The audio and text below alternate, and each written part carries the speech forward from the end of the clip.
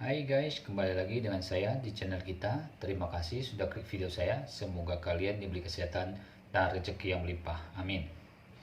Pada video kali ini saya akan membacakan 4 bab yang terupdate, yaitu bab 4252 sampai bab 4255. Oke, kita langsung aja. An Yoyo membawa An Chongqiu dan terbang ke pusat medis Anja. Pusat medis ini tidak hanya memiliki ahli top dari berbagai departemen, tetapi juga memiliki beberapa unit perawatan intensif ICU, ruang bersalin, dan ruang operasi. Fasilitas perangkat keras di sini bahkan dapat menangani operasi transparan, organ paling rumit di dunia.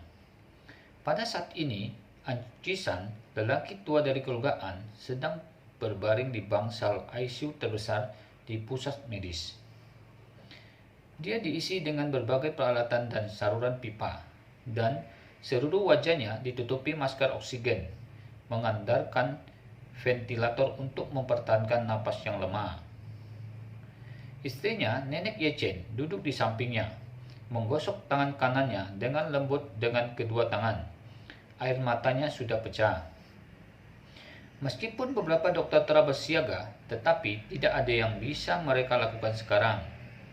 Di mata mereka, kehidupan An Qisan masih akan segera berakhir, seperti sumbu yang telah membakar tetes minyak terakhir. Nyalanya terlalu kecil untuk dilihat dan masih menyusut secara tidak teratur. Tampaknya mungkin padam kapan saja. Pada saat ini, satu-satunya hal yang dapat mereka lakukan adalah menunggu api benar-benar padam. Bukannya mereka tidak ingin campur tangan, tetapi dalam kasus ini, bahkan jika laju pernapasan sedikit lebih tinggi, adalah mungkin untuk padam api terakhir. Jadi, yang paling penting adalah cara terbaik untuk mengatasinya adalah dengan membiarkannya dan membiarkannya membakar beberapa jejak uap terakhir yang tersisa di sumbu. Anak-anak dan cucu-cucu lain dari keluarga An semuanya tinggal di ruang tunggu di ruang ICU. Paman kedua dan paman ketiga Yechen duduk berdampingan di sofa modular.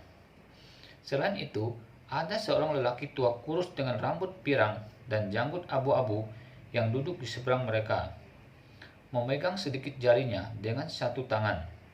Saya tidak tahu harus berkata apa. Cucu-cucu yang lain dan kerabat perempuan dari keluarga An semuanya duduk di bangku di kedua sisi sofa dengan ekspresi sedih. Ketika An Yoyo dan An Chongqiu bergegas masuk, semua orang yang hadir segera berdiri. Seorang Kaifeng bergegas dengan mata merah, meraih lengan An Chongqiu dan tersedak. "Saudaraku, kamu akhirnya kembali." Seorang Zaunan tidak bisa menahan diri untuk tidak mengendus dan bergemetar. "Saudaraku, ayah telah berada dalam koma dan belum bangun, dan ibu bersamaku. Pergi dan lihatlah." Seorang Chongqiu mengangguk berat dan berkata dengan nada yang sangat tegas, "Jangan terlalu pesimis. Hidup ayah penuh angin dan dia telah melalui semua itu. Masalah kecil seperti ini bukan apa-apa baginya. Dia pasti akan selamat." Semua orang mengangguk, tapi ekspresi mereka tidak menunjukkan rasa percaya diri. Melihat semua orang sudah mati, An Chongqiu merasa sedikit bingung di dalam hatinya. Jadi dia buru-buru berkata, "Kalian tunggu di luar dulu, aku akan masuk dan melihat ayah." Setelah itu, dia mendorong pintu hingga terbuka dan masuk sendirian. Ketika wanita tua itu melihatnya masuk, dia tidak bisa menahan emosi. Dan tiba-tiba dia menangis dan berkata, "Chongqiu, Chongqiu, ayahmu sepertinya tidak bisa menahan. Chongqiu, apa yang harus ibu lakukan, Chongqiu?" Saat berbicara, tubuh wanita itu sudah gemetar dan dia hampir jatuh di samping.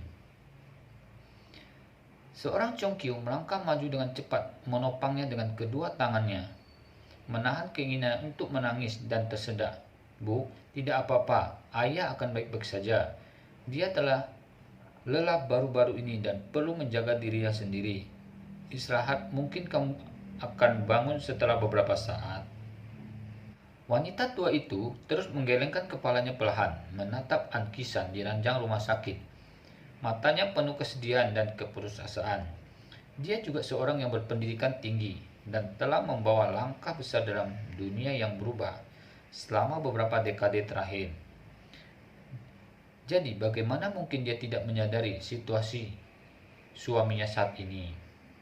Dia memegang tangan suaminya di satu tangan dan tangan putra sulungnya An Chong Kyu di tangan lain dan berbisik pelan, "Ayahmu, dia sangat merindukan kakakmu. Selama ini kondisi hariannya lebih buruk daripada sehari sebelumnya. Banyak dari mereka memikirkan putrinya. Tidak bisa tidur sepanjang malam, tidak peduli seberapa kuat tubuhnya. Dia tidak bisa bertahan setelah sisaan seperti itu." Mendengar ini, An Chong Kyu tidak bisa mengendalikan emosinya lagi. Dia menangis diam-diam.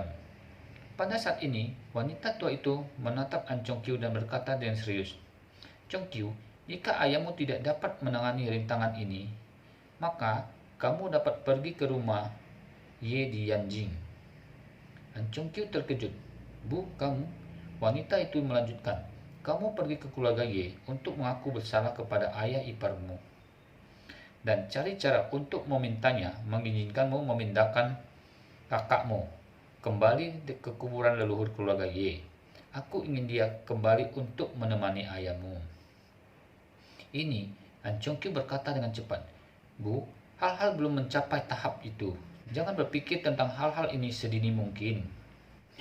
Wanita tua itu menggelengkan kepalanya dan menyeka, menghilangkan air mata. Dia berkata dengan wajah kosong, "Saya telah menggunakan semua metode yang dapat digunakan untuk mencoba metode yang tidak bisa digunakan. Aku bahkan mengundang Tian Si Hong yang selalu membuat ayahmu jijik. Dan sekarang aku benar-benar tidak tahu harus berbuat apa. Apakah ada cara lain?" Seorang Chong Kyu tahu bahwa ayahnya tidak percaya pada agama, apalagi metafisika. Apakah itu guru Hong Tian dari Jindan, Domon, atau guru lain dari gosip Aiching? Tidak ada dua pembohong di arena. Jika itu bukan situasi terakhir, ibuku tidak akan pernah mengundang Hong Tianxi ke rumah. Pada saat ini, An Chong Kyu yang telah menghibur adik-adik dan ibunya menjadi semakin putus asa di dalam hatinya. Menurutnya, lelaki tua itu mungkin tidak akan bisa bertahan kali ini. Pada waktu yang sama, di udara hanya beberapa puluh kilometer jauh dari Anjia Manor, pesawat pribadi yang ditumpangi Gu Qiugi telah menurunkan ketinggiannya menjadi kurang dari 2 km. Para kru saat ini sedang mengarahkan arahnya ke landasan Fei, siap mendarat di sana. Sebelumnya, Gu Qiugi mendapat lokasi spesifik Anjia Manor dari Ye Chen melalui telepon satelit, dan juga mendapat informasi, yaitu Anjia Manor memiliki landasan pacu kelas 4E sendiri. Landasan pacu pada tingkat ini pada dasarnya dapat memenuhi lepas landas dan mendapat normal semua pesawat kecuali Airbus A380 yang terisi penuh. Untuk berpacu dengan waktu, Ye Chen ingin Gu Qiugi mendarat langsung di rumah An. Namun, keluarga An selalu dijaga ketat. Jika tidak ada pesawat yang diketahui lepas landas dan mendarat, mereka akan memblokir landasan pacu bandara dengan beberapa kendaraan berat untuk memecah penjahat mendarat langsung di kediaman An. Sehingga pesawat pertama-tama harus melewati keluarga An untuk mendarat di sini. Izin dari personel kontrol darat. Karena itu, kapten segera memanggil pengontrol landasan keluarga An melalui radio. "Anap, ini B9733. Ini B9733. Tolong jawab ketika Anda mendengarnya." Anap adalah tanda panggilan yang didaftarkan oleh penerbangan sipil, landasan pacu keluarga An. Setelah panggilan bandara, pertanyaan pihak lain segera datang melalui radio. "B9733, ini Anap.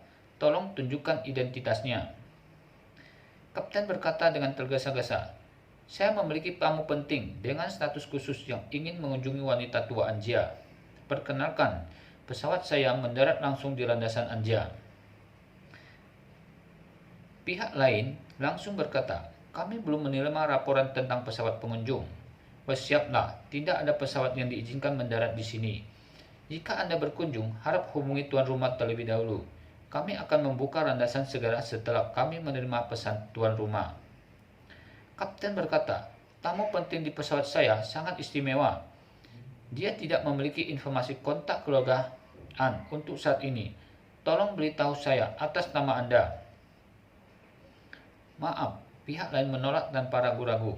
Prinsip kerja kami adalah menerima pesanan. Kami tidak berhak melamar tuan rumah untuk mendarat. Ada kendala di landasan. Kami sarankan Anda mendarat di bandara umum. Melihat pihak lain melakukan hal tidak melepaskan, Kapten buru-buru berkata melalui siaran kabin, Nona Gu, staf darat pihak lain, kami tidak diizinkan untuk mendarat. Dalam hal ini, kami hanya bisa pergi ke Bandara Internasional Los Angeles untuk mendarat. Hati Gu Kyogi menegang ketika dia mendengar ini. Jika Anda akan mendarat di Bandara Internasional Los Angeles, jika Anda meninggalkan bandara dan kemudian pindah ke mobil, itu pasti akan memakan waktu yang banyak. Memikirkan hal ini, dia buru-buru membuka sabuk pengamannya, berjalan cepat ke kopilot, dan berkata kepada kapten, nyalakan radio, saya akan memberitahu mereka. Kapten segera melepas handset dan menyerahkannya kepada Gu Kyogi, lalu menekan tombol panggil. Berkata, Nona Gu, Anda dapat berbicara sekarang. Gu Kyogi memakai handset dan berkata dengan penuh semangat, saya, tunangan saudara Ye Chen, saya memiliki sesuatu yang penting untuk menemukan nenek saudara Ye Chen. Staf tidak tahu siapa Ye Chen. Ketika dia melihat bahwa nomor registrasi pesawat dimulai dengan B, dia tahu bahwa pesawat ini dari Hoxia. Jadi dia berkata dengan sangat serius, ini Anja, tidak ada yang dipanggil Ye Chen. Tolong segera berbalik. Jika tidak, saya akan mengajukan keluhan kepada FAA, dan jika ini serius, pesawat Anda akan dilarang terbang di wilayah udara Amerika Serikat. Gu Kyogi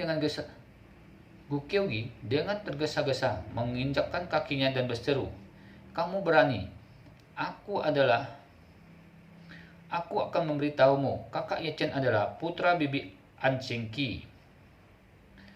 Menara kontrol bandara khusus An bukan orang lama yang tahu riwayat An Cheng Ki. Tetapi mereka paham bahwa mungkin An Cheng Ki adalah seseorang yang tak berani pengawas kontrol itu untuk berspekulasi sendiri. Monitor pesawat B434, siapa yang dimaksud bibi An Cheng Ki? Dan apa hubungan Anda dengannya? Kami perlu Anda konfirmasi saat ini juga. Saragu di depan mikrofon fiber pesawat agak jengkel dengan ini, tapi dia tak mau memperpanjang kemarahan. Bibi An Cheng Ki adalah kakak dari tuan muda Anda, An Chong Kyu, anak tertua keluarga An. Mereka meninggal 20 tahun yang lalu, tetapi sempat menghubungkan saya dengan ikatan pertunangan. Saya Saragu, putri tertua keluarga Gu dan penyanyi yang mungkin Anda kenal lewat dunia. Telah dipertunangkan sejak kecil dengan cucu keluarga An, Ye Chen, yang bermangga Ye karena ibunya An Cheng Ki menikahi anak tertua keluarga Ye dari Hoxia. Sarah berkata panjang lebar, tapi secepat mungkin dia sadar jika berlarut akan menyulitkan pendaratan di landasan pacu Anja. Bahkan di bandara umum pun akan mengalami penundaan waktu lebih lama, yang akan bertentangan dengan misi penyelamatan An Kisan, kakek Ye Chen. Nona Saragu, saya tahu tentang Anda. Tetapi bagaimana benarkah Anda dan mengapa Anda bergegas saat ini hendak mendarat di landasan kami? Gu Kyogi tak berpanjang lagi. Cepat putuskan, karena saya membawa obat dari ayah saya untuk menyelamatkan jiwa Tuan An Kisan, dan ini hanya obat satu-satunya di dunia. Pengawas menara kontrol memahami situasi ini, apalagi 20 menit yang lalu, pesawat yang membawa An Chong Kyu telah mendarat dengan arah jelas karena kondisi An Kisan. Baik Nona Gu, kami akan segera sampaikan kepada petinggi keluarga kami. Mohon menunggu dalam 5 menit agar pesawat mencari dulu putaran 36 derajat ke utara. Tak lama berkomunikasi dengan An Kai Feng, Menara pengawas menjelaskan langsung situasinya, tetapi An Kai-feng merasa ragu. An Kai-feng, meskipun dia sangat dekat dengan seluruh keluarga dan mengasihi An Chengqi di saat hidupnya, namun tak banyak dia mengetahui detail keluarga kakaknya. Itu terjadi karena pernikahannya dengan keluarga Ye memisahkan tidak hanya jarak tetapi akhirnya antara kehidupan dan kematian. Namun, An Kai-feng sangat tahu bahwa kematian kakaknya masih menyisakan misteri. Seorang Ye Chen, harapan An Qisan yang bahkan menyimpan miliaran dolar untuk segala kemungkinan si cucu yang hilang akan kembali. Namun, kehadiran tiba-tiba Nona Gu Kyogi menimbulkan banyak keraguan. An Kai-feng jelas bukan orang bodoh. Dia mengenal Gu Kyogi sebagai bintang hoaxia terpopuler, tetapi dia jelas terkejut mengetahui gadis terkenal itu mengaku sebagai tunangan dari cucu keluarga An dan keluarga Ye. Jika benar, apakah ini sebuah mukjizat sekaligus kejutan dari semua tanda berakhirnya penantian keluarga An? Tetapi jika tidak, An Kai-feng merasa ada maksud tertentu dari Gu Kyogi dengan pengakuan itu. An Kai-feng mengetahui jika Nona Gu bintang yang akan segera mengundurkan diri dan dia mengetahui alasannya karena telah menemukan kekasihnya yang hilang. Kemudian ketika dia menyatakan diri ke hadapan keluarga An bahwa kekasihnya adalah keponakan dia sendiri, apakah ini berita bahwa Ye Chen masih hidup dan mengutus Gu Kyogi untuk mendatangi Anja? Ataukah Gu Kyogi hanya menemukan jasad atau mungkin makam dari Ye Chen saja? Karena seringkali pencarian puluhan tahun pada akhirnya hanya menemukan orang yang dicari telah mati. Tetapi mereka yang mencari telah puas karena penemuan yang mati itu telah memperjelas semua kabar. An Kai-feng lebih terkejut dengan pengakuan Gu Kyogi tentang obat penyelamat jiwa untuk ayahnya, penyembuhan satu-satunya di dunia. Ini seperti yang diceritakan oleh kakaknya tentang pil peremajaan yang dia percaya karena datang dari mulut kakaknya, menjadi sangat magik karena penolakan tawaran 300 miliar dolar oleh pemiliknya.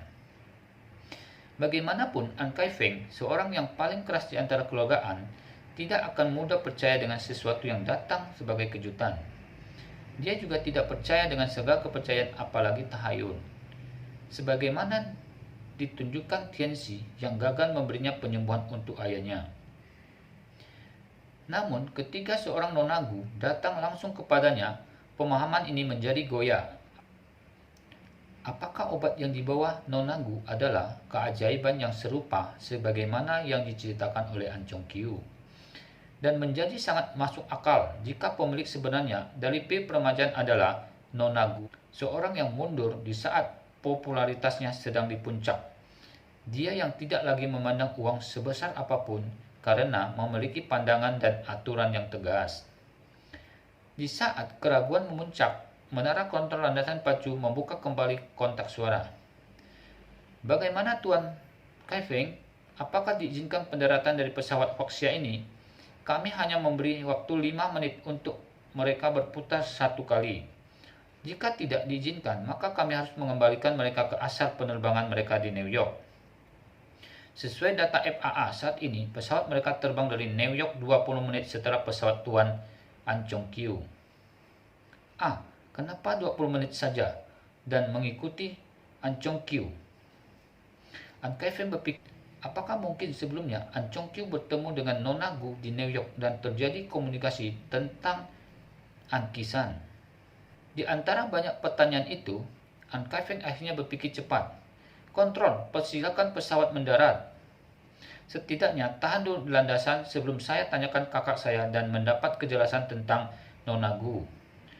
Secepat mendapat perintah itu, menara kontrol segera berkomunikasi dengan Nona Gu dan memberitahukan izin pendaratan, namun dengan batas Nona Gu maupun seluruh penumpang di dalam untuk tidak keluar pesawat sebelum kepastian penerimaan dari An Kai-feng diberikan. Sementara itu, An Kai-feng bergegas masuk ke kamar perawatan ayahnya dan menemukan ibu dan An Chongqiu di antara ayahnya. Seketika An Kai-feng membuka pintu dan berjalan ke arah mereka. Dari wajahnya jelas terlihat tergesa-gesa dengan sedikit keraguan. An Kaifeng, ada apa? Sepertinya ada sesuatu yang cepat yang harus disampaikan. Adakah sesuatu dari Qianxi? An Chongqiu membaca betul ketergesaan An Kaifeng. Kakak, An Chongqiu dan ibu, ini mungkin sesuatu. Ada seseorang datang dari New York tak lama setelah kamu lepas landas dari bandara yang sama. Dia datang untuk memberikan obat satu-satunya di dunia. Untuk ayah. Siapa? Saya tak banyak berkomunikasi dengan orang di New York. Dan pada saat Yoyo menghubungi saya saat itu, hanya detektif Lee yang mengetahui komunikasi itu. Apakah dia? Dan saya baru berbicara dengan dia saat sakit ayah dan pil permajaan dengan dia sendiri. Sangat terkejut dengan cerita saya. Jadi, mana mungkin dia? Apalagi ada orang lain di New York yang mengetahui ini. An Chongqiu sangat jelas bertanya tentang situasi ini. Lalu siapakah yang datang itu, An Kaifeng? Kamu tidak akan percaya, An Chongqiu. Apakah kamu bertemu dengan Nona Gu di New York? Nona Gu, penyanyi Hoxia terkenal itu? Tidak, tapi temanku, Detektif Lee, baru kemarin berbincang tentang kehadiran Nona Gu di tempat kejadian penculikan Lei Houyang. Dan sekarang, apa hubungannya dia dengan ayah dan obat penyembuhan? Kaifeng bertambah heran dengan ucapan An Chongqiu dan bahkan dia berseru, "Kamu tidak akan percaya, Nona Gu gadis terkenal itu, dia datang untuk memberi obat penyembuh ayah. Dan bukan itu saja, dia mengaku tunangan dari anak kakak kita, An Chengqi." Tidak hanya An Chongqiu, bahkan ibu mereka terkejut dengan apa yang disampaikan oleh An Kaifeng. Memandang An Qisan di pembaringan, mereka tersayat dengan memori tragisnya kematian An Chengqi dan suaminya, disertai hilangnya Ye Chen. Lalu, di saat seperti ini, ada seseorang dengan membawa berita mengejutkan. Itu seperti dua sisi pisau. Bisa menyakiti, tetapi juga bisa digunakan untuk mengeluarkan darah penyakit. Oke, sampai di sini dulu video kali ini. Terima kasih telah mengikuti video saya. Saya mohon maaf jika penyampaiannya kurang bagus. Sampai ketemu lagi di video berikutnya. See you.